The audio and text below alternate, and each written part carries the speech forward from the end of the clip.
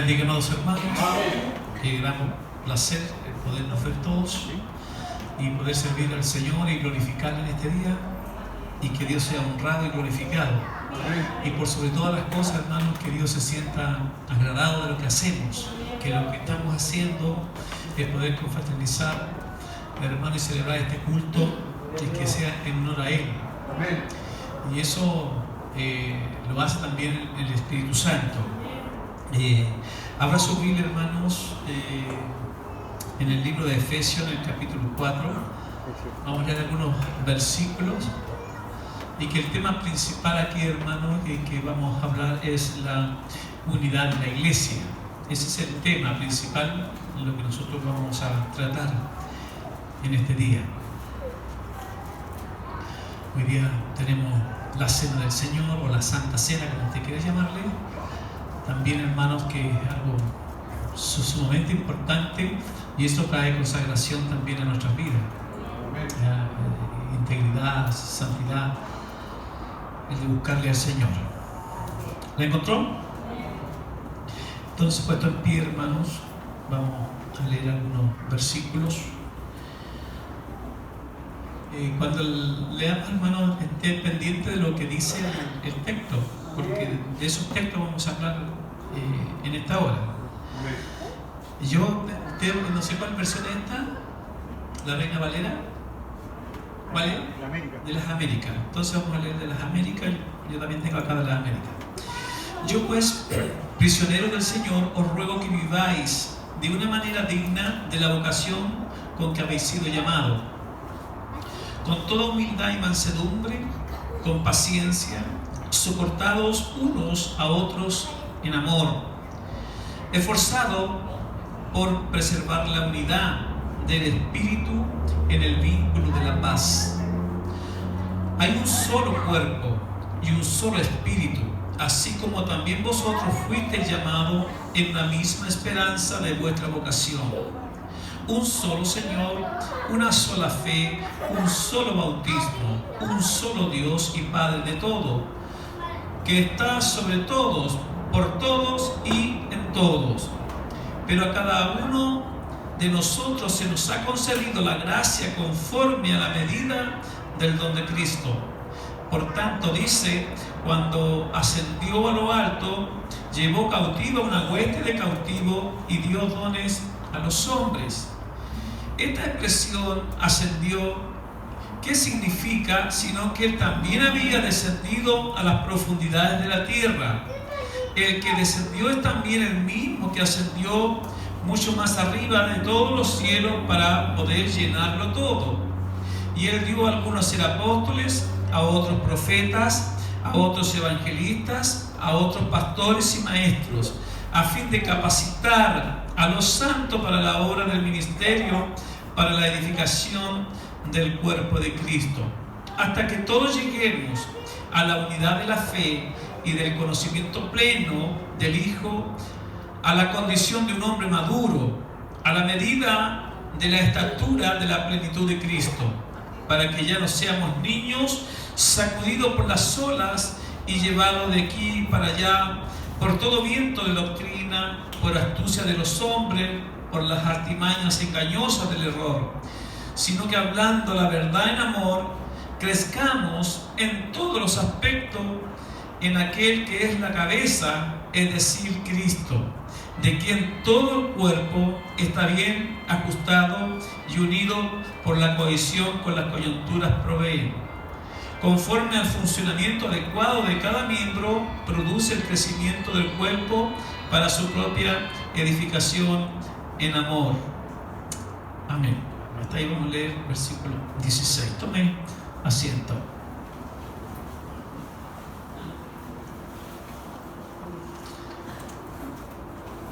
Bueno, hermanos,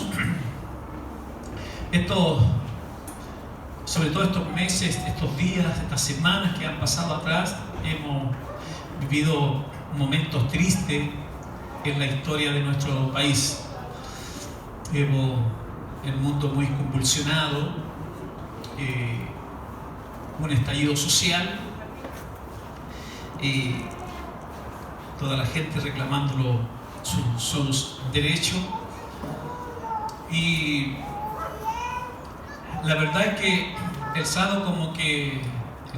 el viernes en la noche como que se despejó un poco este asunto, porque las autoridades que están en la élite política decidieron unirse en esa unidad. ¿Y cómo la lograron? Porque la piedra en el zapato era la Constitución, en el fondo. Entonces, para poder aplacar un poco la ira y la rabia de los ciudadanos, entonces había que estar unidos en ese aspecto, en la unidad en cuanto a la Constitución.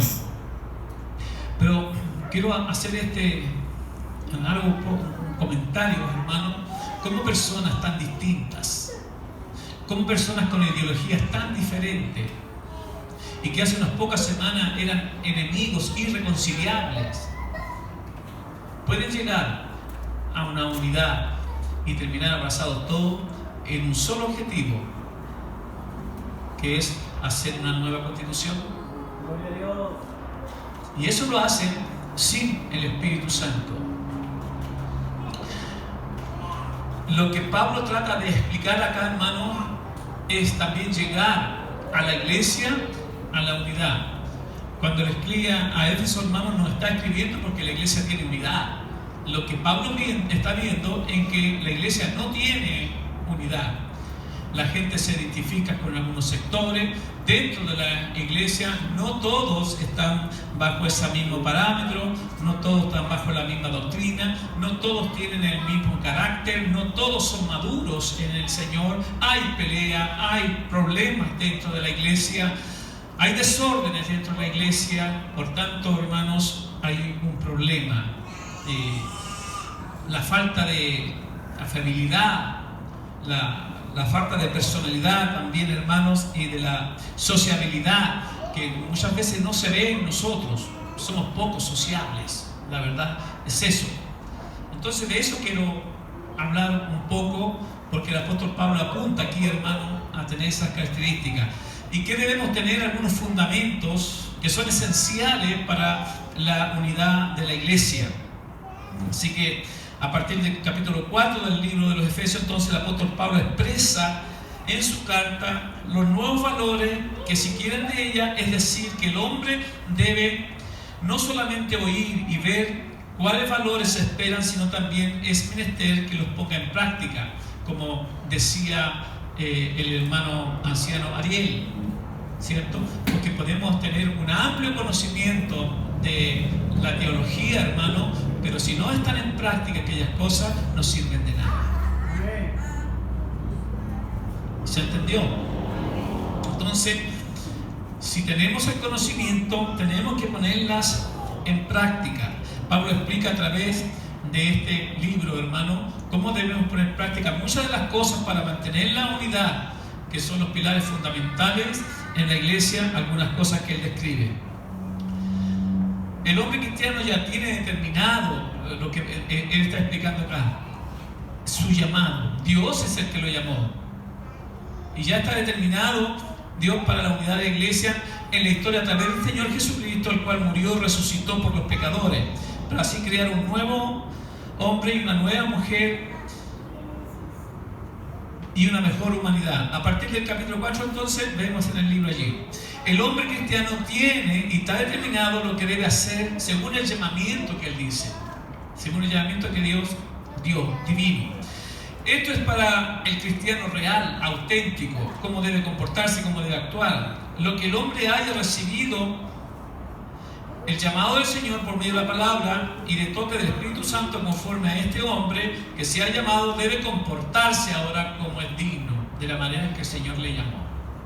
Debe andar como él anduvo, debe ser digno. Nosotros no nos llamamos a sí mismos, hermano, nadie se llama a sí mismo, fue Dios el que nos llamó.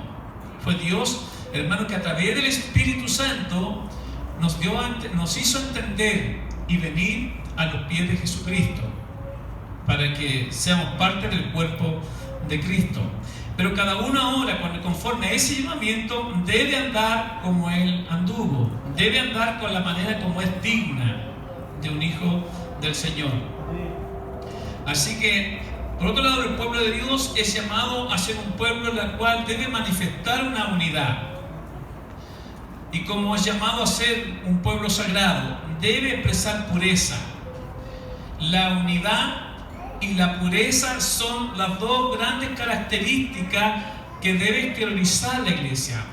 La unidad y la pureza es lo que debe reflejar hacia afuera.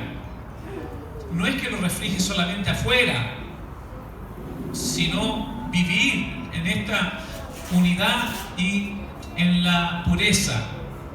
Pero ¿qué es lo que el mundo debe ver en nosotros? Que la iglesia está unida y que la iglesia es pura, que la iglesia es santa. Entonces debemos reflejar al mundo la unidad y la pureza. Son las dos grandes características que debe exteriorizar a la iglesia. El apóstol Pablo trata este tema en su carta mostrando el tipo de unidad que él quiere y que tenga la iglesia. Amén. Bases fundamentales de una iglesia, entonces la unidad de la iglesia está basada en el amor. Como punto número 1. ¿Dónde está basada la unidad de la iglesia? En el amor. Siempre se ha enseñado el amor como un sentimiento que nace del corazón. Ese puede ser un amor filial, ese puede ser un amor eros, pero no es el amor ágape. El amor ágape no está centrado en el sentimiento de las personas. El amor no es un sentimiento, sino más bien una conducta relacionada con los demás. El apóstol Pablo en sus oraciones expresa estas palabras: arraigados y cimentados en amor. Es algo que la persona debe hacer. En el amor filial o en el amor eros, usted no puede obligar a otro a querer o a enamorarse de sí o a enamorarse de otra persona. Eso nace de los sentimientos. Pero en el amor agape, hermano, fue el amor de Dios derramado en nosotros. Por tanto, nosotros debemos andar arraigados en ese amor. Y es un mandamiento, hermano. ¿Me escuchó? No es un sentimiento. Lo explico de esta forma para que se entienda mejor. Cuando hablamos del amor ágape, hermanos, estamos hablando del amor de Dios derramado en nosotros. El primer mandamiento, oye Israel, vuestro Dios uno es: amarás al Señor. Ese es el primer mandamiento. Pero cuando hablamos del amor filial o del amor eros, hablo del amor filial, el amor de familia, hablo del amor eros, el amor de pareja, de matrimonio. Ese es un sentimiento que nace de ambos y se fundamentan básicamente estar en ese amor. Pero es un sentimiento del corazón, del alma, hermanos. Pero acá es un mandamiento dado al Señor y que los debemos tener en los cristianos de por sí. ¿Por qué? Porque el amor de Dios fue derramado en nosotros. Por eso que es un primer mandamiento que da el Señor: oye Israel, Jehová vuestro Dios uno es. Amarás al Señor con todo tu corazón, con toda tu mente, con toda tu alma, y a tu prójimo como a ti mismo. Es que este es el punto, que debe amar a Dios y debe amar a su hermano también. Y eso habla de la unidad del cuerpo de Cristo. Así que Pablo siempre quiso que la iglesia de Jesucristo preservara en unidad. Y para esto exhortó a la misma que siguieran unos principios para lograr. El primer principio lo puso él en los primeros versículos: la humildad. ¿Me escuchó? ¿Qué se necesita entonces como primer principio para la iglesia? Si la iglesia ya está fundada en el amor no es un sentimiento, es algo que Dios ha derramado sobre nosotros, está en nosotros, no lo sentimos nosotros, fue el Espíritu Santo el que nos hizo enamorarnos de Él. No es un sentimiento humano, es un sentimiento del Espíritu que vive en nosotros. Entonces, hermanos, vemos aquí entonces que uno de los principios del amor debe ser la humildad. el cual era muy mal vista en la antigüedad, hermano, en el tiempo en que se escribe la epístola, ya que el aspecto resaltante de los judíos era que ellos involucraban esta palabra con la vida de los esclavos. Cuando se hablaba de una persona humilde, se estaba hablando de un esclavo. Ellos relacionaban la palabra humildad con un esclavo. Por tanto, ellos no eran esclavos ni tampoco querían serlo. Así que, entonces Pablo le está enseñando que para tener una iglesia unida debía predominar la humildad entre ellos, pero esta humildad no era de ser esclavo. Jesús fue un ejemplo vivo de humildad al venir al mundo y humillarse de manera que se hizo por amor de nosotros. Si en la congregación hay discordia, hay orgullo, es porque no hay humildad. Cuando nosotros hablamos de humildad, hermano, estamos hablando de una persona que no es independiente, sino que es dependiente. Por eso es que Jesús enseña en el Evangelio, en el gran sermón que dio en el monte, hermanos: bienaventurados son los pobres de espíritu, amén, porque ellos van a recibir la gloria de Él. Los pobres significa, hermanos, entonces cuando hablamos de humildad, significa que esa persona, hermanos, no tiene nada en sí para entregar, sino que todo lo que tiene se lo ha entregado Dios. No tiene capacidades, sino que todo lo que él reconoce que lo que tiene ha sido por Dios. Ese es un pobre de espíritu, que no tiene capacidad, y lo que tiene, hermanos, es para la gloria del Señor, y lo hace el Espíritu. Gloria al Señor. Entonces, cuando hablamos de una persona humilde, hermano, hablamos de una persona que no tiene los recursos necesarios para sobrevivir. No estoy hablando de la economía en este momento, estoy hablando de parte espiritual, que no tiene los recursos, porque si el Espíritu Santo no está en nosotros, nada somos. Si Dios no nos ha llamado, no tenemos capacidad para ir donde Él. Si Dios no nos ha escogido, no tendríamos por qué escogernos nosotros. Entonces, cuando hablamos de humildad, es que también reconocemos que las otras personas son mejores que nosotros. Amén. Por eso es que el apóstol escribe, hermanos, que nadie tenga más alto concepto de sí que el que debe tener. ¿Cómo considera usted a su hermano? ¿Usted se considera superior? ¿Alguna vez ha dicho, bueno, me llegáis ni a las rodillas? Entonces, hermanos, cuando nosotros nos consideramos superior, lo que hay allí es una discordia, lo que hay allí, hermanos, es una soberbia, lo que hay allí es un orgullo. Porque aunque su hermano no tenga preparación teológica, aunque su hermano no tenga, hermanos, una preparación académica, hermanos, no significa que eso sea menor que usted. ¿Se entendió? Pablo tiene que lidiar con los corintios también, hermanos, con la clase alta. La clase alta se sentaba, hermanos, y traían los mejores manjares y dejaban a los pobres en la otra nave, hermanos, prácticamente comiendo los sobrados de ellos. El apóstol tiene que decirles a ellos cómo que ustedes, si quieren comer y quieren beber lo que están bebiendo, ¿por qué no lo hacen en su casa? ¿Por qué menosprecian al que no tiene? ¿Se considera superior a usted? Si el gran problema que ha tenido el país, hermanos, es la desigualdad. Porque los grandes se creen grandes y los pobres, hermanos, cada día más humillados. Ese es un problema, y no estoy hablando de política, es un problema de la sociedad. Que el Señor nos bendiga. Es como nos miramos. Se ha escuchado mucho la palabra dignidad. De hecho, que la plaza de Baquedano y Plaza Italia, hermanos, se les está llamando en este tiempo la plaza de la dignidad. Porque lo hemos entendido como toda dignidad. Entonces, eso es una persona humilde, hermano, que reconoce que él no es superior a su hermano. Y reconoce su necesidad y su impotencia muchas veces para hacer las cosas, sino que depende solamente de la mano de Dios y del Espíritu Santo. Eso es una persona humilde. El Señor dijo: aprended de mí, que soy manso y humilde. ¿Se acuerda que el Señor tenía todo el poder, hermano, pero reconoció que nada podía hacer si no era dado por su Padre? Amén. Pero era Dios. Pero Él reconoce que no puede hacer nada sin que lo autorice su Padre. Siendo Dios. Él reconoce su humildad. Hermano, nosotros debemos reconocer su humildad. Es capaz de mirar a su hermano, no importa cómo esté su hermano, no importa el nivel socioeconómico que tenga. Amén. No debemos menospreciar a ninguno. Amén. ¿Me escuchó? Aunque sea mal hablado, hermano, aunque no tenga las palabras precisas, no importa.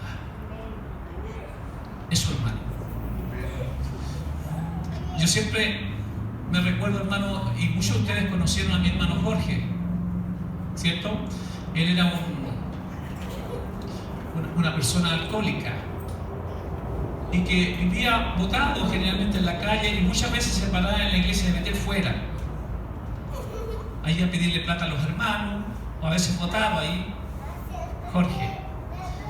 Cuando vinieron un poco y me preguntaron, hermanos, quién era él, porque me preguntaban a mí, ¿y él quién es? Porque mi hermano me decía, Lucho, dame una moneda. Me decía así. Entonces me preguntaban los hermanos que venían de afuera, ¿y ese quién es? Yo nunca pude negar que era mi hermano. Gloria a Dios. Amén. Aunque muchas veces tu hermano te haga pasar vergüenza, no puedes negar que es tu hermano. Amén. Porque los amigos los elijo yo, pero los hermanos los impone Dios.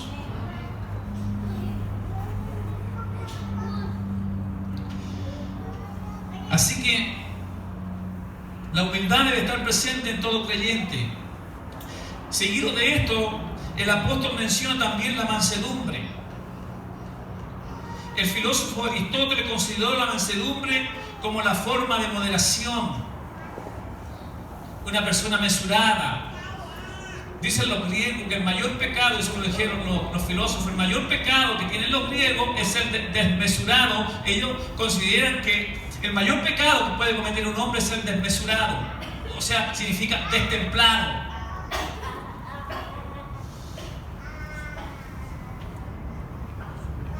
Esta palabra es usada comúnmente, hermano, para animales domésticos, de manera tal que no es un sinónimo de debilidad, todo lo contrario, significa gentileza del fuerte. Eso significa mansedumbre.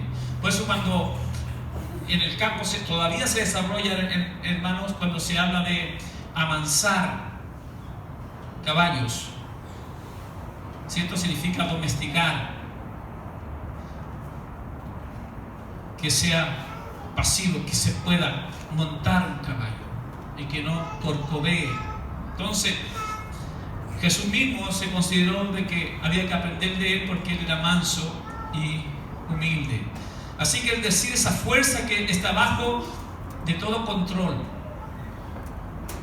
Cuando hablamos de una persona mansa, estamos hablando de un hombre fuerte, pero no estoy hablando de un hombre fuerte en carácter, fuerte, pesado, indómino. No estoy hablando de eso, sino que esa persona fuerte que tiene la capacidad de controlar su cuerpo y controlar su lengua.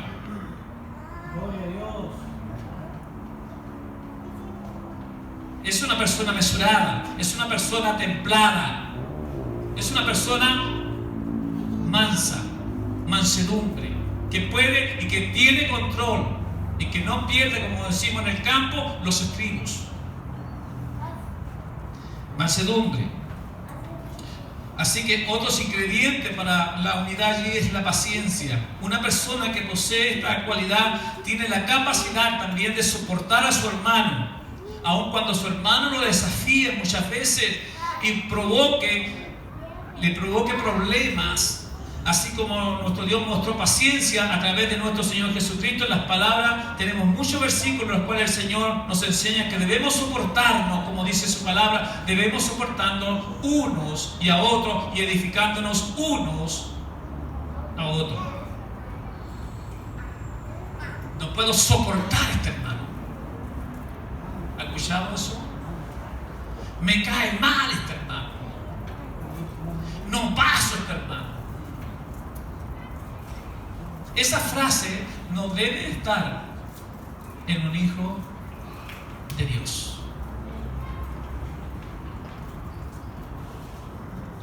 ¿Me escuchó? Porque una de las características que debe tener como principio es la paciencia. La paciencia es lograr soportar la adversidad. Resistir, cuando hablamos nosotros, paciencia, resisto a alguna provocación. Llegamos a decir muchas veces, cuidado, no me provoqué, cabrito.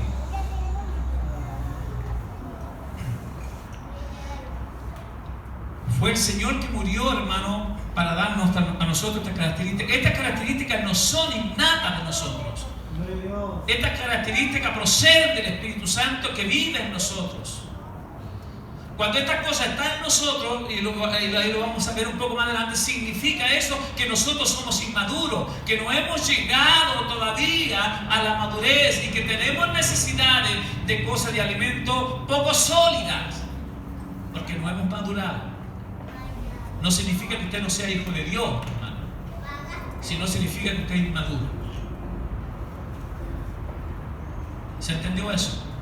Cuando usted descalifica a su hermano, usted no estoy diciendo que usted no sea hijo de Dios, sino que estoy diciendo que es inmaduro, porque no tiene paciencia. Amén. Así que debemos soportar con paciencia, tener tolerancia mutua dentro de la congregación. De esta manera Jesús enseñó que así tendríamos paz entre los hermanos. Yo dije que estuvieran pendientes de los textos que leíamos, porque es cierto que es el vínculo de la paz. Si tenemos todas estas cosas, tenemos mansedumbre, tenemos humildad y tenemos paciencia, estas cosas, hermanos, como resultado, entonces tendríamos nosotros el vínculo de la paz, con cual el Señor nos llamó. Así que eso está basado, como dije, en el amor de Dios. Termina siendo el amor una cualidad que engloba todo lo antes mencionado, y esta más alta de las coronas de las virtudes es el amor. Esta agrupa la humildad, la mansedumbre y la paciencia. Es por ello es que lo importante y debe estar siempre en la iglesia del Señor es el amor.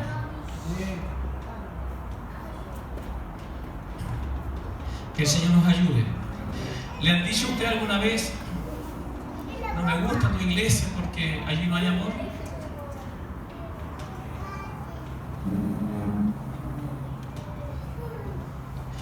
Que el Señor nos ayude. Estaba viendo un reportaje antes de salir para acá, y algunas personas donde siempre hay un chileno, y estaban en Londres, y él decía que ella de menos de Chile. Le preguntaban al chileno que está viviendo allá hace muchos años. Él decía,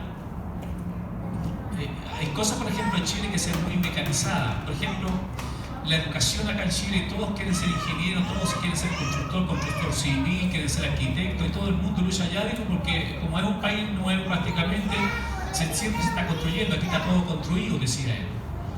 Aquí nosotros no necesitamos muchos constructores civiles ni arquitectos, porque ya está todo hecho. Nosotros nos dedicamos más a la literatura, hablaba. Pero le volví a insistir, ¿pero qué es lo que echa de menos? Bueno, echo de menos esa afabilidad que aquí no hay. ¿Cuál es la afabilidad? El poder compartir con familia, con los amigos, y que, como dice Pancho Saavedra, nos juntamos, hagamos un asadito. Esas cosas que nos hacen, y que la iglesia de hoy día lo tenía. Ellos compartían mucho en las casas, comiendo el pan, ¿cierto? Y en las oraciones, en las conversaciones. Eso hizo que la iglesia fuese poderosa, porque la iglesia estaba unida en cuanto a eso. Y él decía que en Londres eran todos fríos. Cada uno, de hecho dijo, yo todavía no sé cuál es el nombre de los vecinos. Y estoy viviendo en esta pueblo, antes vivía en otro pueblo, y estoy viviendo acá hace 5 años, pero no les conozco el nombre, porque nadie se mete con nadie, me decía, son muy fríos. Cuando vivía en Chile, dijo, ya todos nos conocíamos, toda la población sabíamos nuestros nombres. Gloria al Señor. Y yo me pregunto, ¿usted le sabe el nombre a todos los hermanos? Es cosa de preguntarle al hermano adelante cómo se llaman los hermanos de Betel. O los hermanos de Betel, ¿cuál es el nombre de los hermanos de Talagante? O de la Central. Muchas veces ni siquiera nos conocemos el nombre. Que el Señor nos ayude. Así que la unidad en la iglesia entonces está basada en Dios.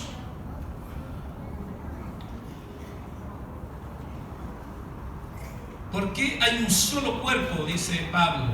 Porque solo un espíritu, según el versículo 4 del libro de los Efesios. El cuerpo representa la iglesia que dice Efesios en el capítulo 1, versículo 23, la cual es su cuerpo, la plenitud de aquel que todo lo llena en todo. Entonces, cuando habla del cuerpo, está hablando de la iglesia. El cuerpo de Cristo, el cual reúne a todos los creyentes, sean judíos y también gentiles. Por lo tanto, la unidad de dicha iglesia debe ser en el Espíritu de Dios, que mora en ella.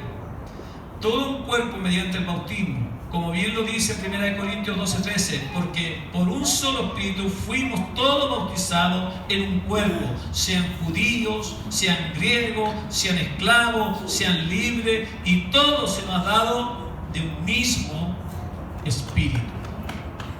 Nadie tiene ni ha sido bautizado con un poder especial. Todos fuimos bautizados en el mismo Espíritu. ¿Entendió eso? Por eso es que la unidad es necesaria, porque aquí nadie es mayor que otro. Él habla acerca después más adelante de la unidad para la edificación de la iglesia, que fueron dados los dones, pero ni los apóstoles, ni los profetas, ni los evangelistas, ni maestros eran mayores que los hermanos. Solamente son ministerios para la edificación de la iglesia. Yo no soy mayor que usted, ni soy más dotado, porque tengo el mismo espíritu que lo llamó a usted. Gloria a Dios. No he sido llamado por otro espíritu especial. Como dice el hermano, tengo una unción especial, dicen algunos. No, hermano, la unción especial la tenemos todos. Y viene del Espíritu Santo. El que nos llamó nos bautizó en su cuerpo. Así que va a destacar que más que los seres humanos luchen y se esfuercen por mantener una unidad organizada, sea la iglesia romana o cualquier otra, nunca podrá sustituir la unidad de la iglesia, porque la unidad de la iglesia es en el Espíritu. Aun cuando se pusieron de acuerdo hoy día para esta nueva constitución, los de la élite política, hermano, eso en un par de meses ya van a estar peleados, ya van a tener diferencia. Pero cuando nosotros tenemos la unidad en el Espíritu Santo, eso permanece. Porque no es de los hombres, sino que viene directamente de Dios. No es el esfuerzo que nosotros buscamos para tener unidad, es el Espíritu de Dios derramado en nosotros. Amén. Y viviendo en nosotros. A veces como que pienso que los hermanos no llegan a entender con claridad, hermano, qué significa el Espíritu viviendo en nosotros. A veces hay desespero, hay muchas cosas que nos pasan en nosotros, es porque hemos olvidado, hermano, que el Espíritu está viviendo dentro de nosotros. Cuando hay impaciencia, cuando hay desespero, cuando hay angustia extralimitada muchas veces en nuestras vidas, hermano, tenemos que pensar que hay un Dios que vive dentro de nosotros. Y es el Espíritu Santo, el cual siempre nos ha dicho: no te dejaré ni te desampararé. Estaré con vosotros todos los días. ¿Cuántos días de estar el Espíritu Santo con nosotros? Todos los días. Aun cuando las cosas van mal en su vida, aun cuando las pruebas estén prácticamente agobiando su corazón y su vida, sepa, amado hermano, que Dios está con usted en la prueba, en la angustia, en su llanto, en su aflicción, en todas esas cosas. El Espíritu Santo está allí acompañándolo. Y si no fuera por la fortaleza de Él, quizás usted hubiese tomado otra determinación.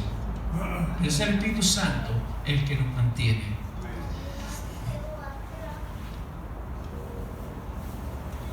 Entonces, porque hay una sola esperanza, solo una fe, solo un bautismo, porque hay un Señor, según el libro de Efesios, en el versículo 5. Pablo no habla de otro, sino de nuestro Señor Jesucristo, el único por el cual podemos tener fe y esperanza, mediante el cual nos hemos bautizado en su nombre, aquel en cuya venida vivimos esperanzados. ¿Cuánto espera la venida del Señor? Esa es nuestra esperanza. Gloria al Señor, que un día venga. Bueno, ese día Él instaurará la justicia y ya no habrá más injusticia. Gloria al Señor. Así que hay una gran familia que nos congrega a todos, porque pertenecemos a un solo Dios, y como dice Pablo, y Padre de Jesucristo y Padre de todos nosotros, como dice el versículo 6. Reunida toda la iglesia en un solo, somos esa familia sobre que Dios es el Padre, y así venimos a ser una familia única, en fe, única, en esperanza. Iglesia que tampoco se puede incrementar con los dioses ajenos, porque es única. No puede estar mezclada con el mundo, porque es única.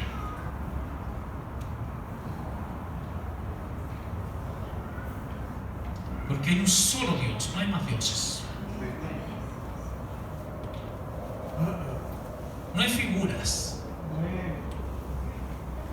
Amén. Y aun cuando no tengamos figura, cuidado con los dioses que guardan su corazón. El dinero puede ser su Dios, un trabajo puede ser su Dios, cualquier cosa que ocupe el corazón y postergue a Dios, ese es su Dios.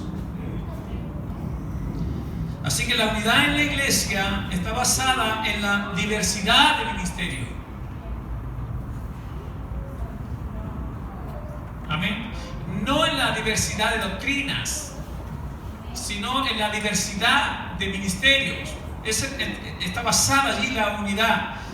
Mientras que el versículo 6 del libro de Efesios hace referente a todos, en el versículo 7 empieza por cada uno, de manera que la unidad se transforma en diversidad en la iglesia.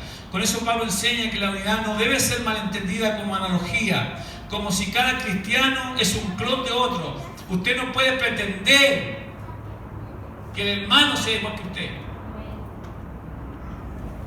Eso nos pasa mucho, hermano. Y por eso que cuando hacemos crítica al hermano, ¿por qué lo hacemos? Porque queremos que él sea como yo. Eso es orgullo ya, hermano. Y eso es falta de humildad. Amén. Todos somos diferentes. Dios nos hizo diferentes. No pretendamos tener un clon de nosotros. Es el Espíritu, hermano, que a cada uno le entregó un don diferente, un ministerio diferente y un pensamiento diferente muchas veces, con caracteres diferentes. ¿Podemos sobrellevarnos así, hermano? Cuando nosotros hacemos una crítica, generalmente es porque no nos gusta el hermano como es. ¿Por qué? No nos gusta como es porque queremos que el hermano sea como yo soy. No, todos son diferentes. Así que por el contrario, la unidad de la iglesia es interesante por su complejidad, tanto formativa como efusiva, con naturalezas diferentes, en el que Cristo trata los dones y ministerios para el beneficio mutuo. Amén. Si alguno es maestro, hermano, no es para vanagloriarse de él, sino que para beneficio mutuo de todos. Todos nos beneficiamos con un maestro. Sea un evangelista, todos nos beneficiamos con eso. Si hay un hermano que tiene un don de servicio, todos somos beneficiados con ese don. Y no hay dones mayores, hermano, más grandes, que pueda hacer destacar a uno de otro. Porque todo está en el servicio de Dios. Pablo tiene una analogía con respecto a eso. Si el ojo le puede decir, siento la nariz, no te necesito, ¿podrá el cuerpo funcionar como sí? Porque el ojo necesita la nariz necesita al ojo. como el dedo meñique necesita al pie o su brazo. No funcionan las cosas por separado. Todo funciona como un solo cuerpo. Gloria a Dios. Por eso es que es la unidad en el Espíritu, la unidad en el Señor. Entonces, los dones y ministerios para el beneficio mutuo. El apóstol señala dos tipos de ministerios: aquellos que corresponden al cimiento de la iglesia y a los que conciernen a la edificación de la iglesia. El apóstol no está nombrando allí 4 ministerios. No sé si los puede poner el hermano allá, los 5 ministerios que están allí. A uno primeramente dio, ¿cierto?, el ser apóstoles, a otro el ser profetas, a otros evangelistas, a otros pastores y maestros. ¿Podrá decir el profeta al maestro: no te necesito? Él nombra dos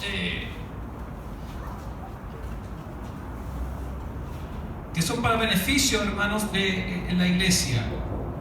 Así que ya él señala 2 tipos de ministerios y aquellos que corresponden al cimiento de la iglesia. ¿Cuáles corresponden al cimiento de la iglesia? ¿Cuál es el fundamento? ¿Cuáles son? Apóstoles y profetas. Aun cuando esos dones ya están extinguidos, porque el fundamento ya fue puesto por medio de Cristo y lo enseñaron los apóstoles y profetas, hermanos, hay otros ministerios que están en continuidad, que es evangelistas, pastores y maestros. Y esos son para ahora ir edificando la iglesia, cuyos fundamentos ya fueron puestos por los apóstoles y profetas, cuya piedra angular es Jesucristo. ¿Se entendió eso? Entonces, cuando usted ve también en algunos ministerios grandes que hay apóstoles, esos ministerios fueron de fundamento de la iglesia. Hoy ya no están, porque ya se pusieron los cimientos, ¿cierto? Entonces, para la edificación de la iglesia están los evangelistas, pastores y maestros. Gloria al Señor. Para algunos, maestro es lo mismo que pastor. Yo hago un poco de diferencia. Yo entiendo que un pastor debe ser un maestro, pero un maestro no necesariamente debe ser un pastor. Hay muchos hermanos que son buenos maestros, pero no son pastores. Son dones diferentes. Y voy a terminar, hermano, que la unidad de la iglesia está basada en la madurez, el crecimiento, según el versículo 13 al 16. Así que el propósito de los diferentes ministerios es de proporcionar al pueblo todas las herramientas posibles para su afirmación, el crecimiento y la valorización del cuerpo de Cristo. ¿Qué nos dice el versículo 13? Hasta que todos lleguemos a la unidad de la fe y del conocimiento pleno del Hijo de Dios, a la condición de un hombre maduro, a la medida, a la estatura de la plenitud de Cristo. Todos tenemos que llegar allá. No solamente el pastor debe llegar allá, a ese crecimiento. Entonces, el componente de la fe y el conocimiento de Jesús, el Hijo de Dios, observamos que la unidad de la iglesia, en un sentido ya ha sido dada, en otro debe ser tenida, además de que algo que tenemos que alcanzar, porque nosotros no hemos alcanzado todo, porque el que empezó en nosotros la buena obra se va a encargar también de perfeccionarlo hasta el día de Jesucristo. Amén. Aquí no es que el Espíritu Santo vaya a hacer una obra y yo tengo que un toque del Espíritu y me ponga a avanzar aquí para que yo sea maduro. Yo tengo que ir creciendo en el conocimiento, en mi oración, en todo lo que respecta a Dios. Tengo que ir creciendo hasta que llegue a ser una persona templada, una persona mansa, una persona madura, que no me quede por todo, que no sea arrastrado por doctrina, que tenga conocimiento del Hijo de Dios, tenga conocimiento de las verdades bíblicas, que cualquier persona no me pueda hacer cambiar lo que Cristo puso en mi corazón y en su corazón. Las personas inestables, hermanos, son personas inmaduras. No han llegado todavía al conocimiento y a la estatura de Cristo, aun cuando ninguno de nosotros lo hemos alcanzado todavía. Pero una cosa tenemos que demandar, hermano, es que tenemos que alcanzar a esa estatura, y la vamos a completar cuando llegue Jesucristo en el día en que Él descienda. Gloria al Señor. Así que una fe genuina y un conocimiento pleno del Hijo de Dios. Llegar a ser un varón perfecto, como dice. De otra manera, designar esta unidad completa, es claro que todo seguidor de Cristo tiene el deber y la responsabilidad de crecer hasta la madurez en Jesús. Pero aquí se trata de algo colectivo. Aquí la iglesia está figurada como también un solo organismo que todos deben crecer y no solamente uno. Amén. Debe crecer usted. Amén. Todos debemos crecer y no solamente algunos. En la política se arreglan algunos, pero en el Señor todos estamos arreglados por el Espíritu Santo. Amén. Y todos llegamos a crecer. A la mesura de la altura de la totalidad de Cristo, aunque por un lado es colectivo, por otro el desarrollo depende de la madurez de los miembros, porque la palabra dice, no puede ser un niño fluctuante. Cuando hay madurez, por eso que las personas que son inmaduras, inestables en su conocimiento, débiles en el espíritu, pueden ser arrastrados por cualquier viento de doctrina. Por eso es que la persona que ocupa un cargo dentro de la iglesia, hermano, debe ser una persona ya madura. Amén. No sé si entendió un poco eso. No sabemos lo que nos depara el futuro. Pero cuando somos maduros, hermano, tenemos que evitar entre nosotros que podamos perder los estribos. Cualquiera sea la situación.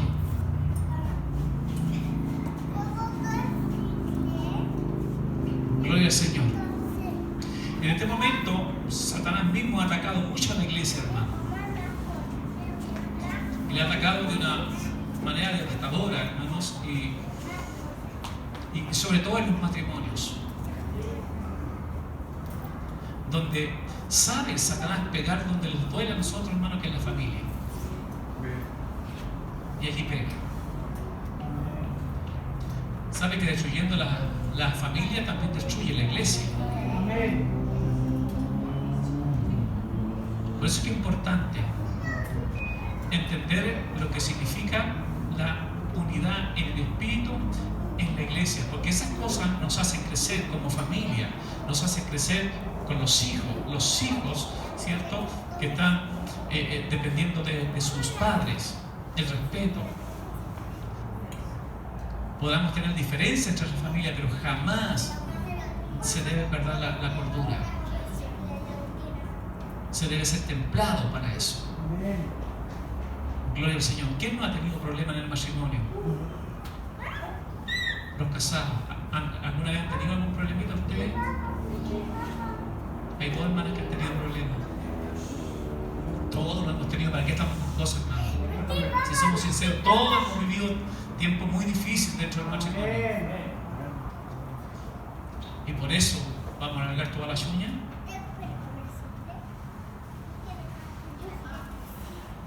Estoy pensando y estoy bosquejando, hermanos, hacer un estudio profundo para el matrimonio. Porque hay cosas que están sucediendo en la iglesia, hermano, y que tienen que ver con el matrimonio, y esto prácticamente nos ha hecho hacer más débiles, hermano, y hemos perdido, hermano, por estas causas. Así que el Señor nos ayude a nosotros a ser mesurados, no destemplados. Sé que hay cosas muy difíciles en la vida, hermano, pero jamás debiéramos perder nuestra compostura. Porque si Dios hubiese perdido la compostura, hermano, con todo el pecado, toda la ofensa que yo le hice, esta es la hora que estaría ardiendo en el infierno. Amén. Pero Él no perdió. Él fue castigado, maltratado, herido, molido por nuestras rebeliones. Pero no perdió su compostura. Llegó a decir, Padre, perdónalos. Perdona, porque lo que están haciendo no lo saben. Que Dios nos bendiga mucho. Esto me ha tenido muy triste, hermano, a mí, sobre todo como padre, como también pastor dentro de la iglesia, hermanos, que están viviendo estas situaciones. Ha sido muy triste todo esto. Así que Lo importante, hermanos, es que nosotros mantengamos la unidad. Amén. Cuando ustedes salgan de este servicio, vayan a su hermano que nunca les ha saludado. Tal vez tenga una opinión diferente de él. Y quizás, hermanos, muchos de ustedes también habrán pensado una vez, no me gusta el obispo, no me gusta. Pero quizás cuando hemos conversado usted ha cambiado de opinión conmigo. Porque no hemos ni siquiera aprendido a conocernos. Porque si no convivimos, no nos conocemos. Si no conversamos, no nos conocemos. A veces las opiniones son de los demás, pero no hemos formado una opinión de nosotros. Si realmente, hermanos, si conversáramos con hermanos, no pensaríamos igual. Que el Señor nos bendiga. Yo tengo una hermana que nadie la quiere.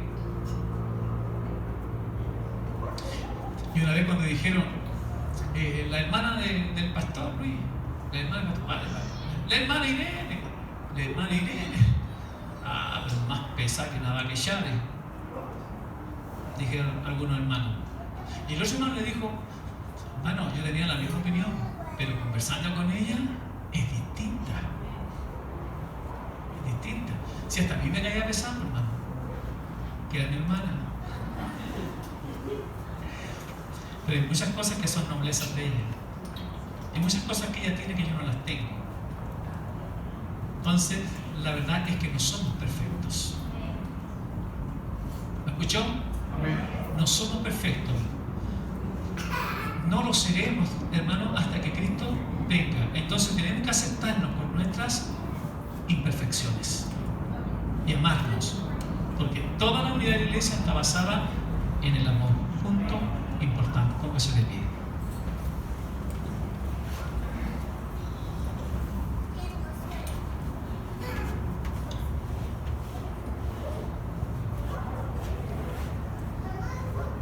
Señor y Dios Todopoderoso, te damos gracias por tu eterna y poderosa palabra. Cada día necesitamos más aprender de ti, Señor.